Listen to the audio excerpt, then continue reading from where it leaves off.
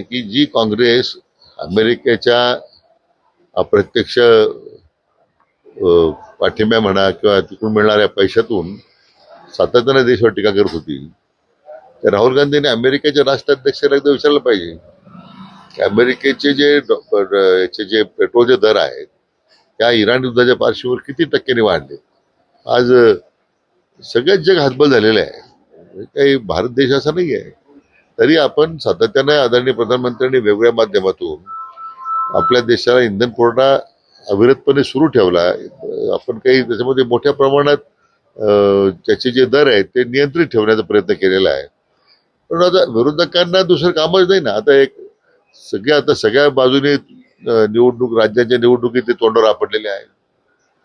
आता आपला अपयश झाकण्यासाठी मला वाटतं असे बेछूट आरोप करतायत. पण जगाच्या असणाऱ्या परिस्थितीमध्ये उद्भवणाऱ्या परिस्थितीचा विचार करता काही निर्णय सरकारला घ्यावेच लागतील असं माझं मत आहे.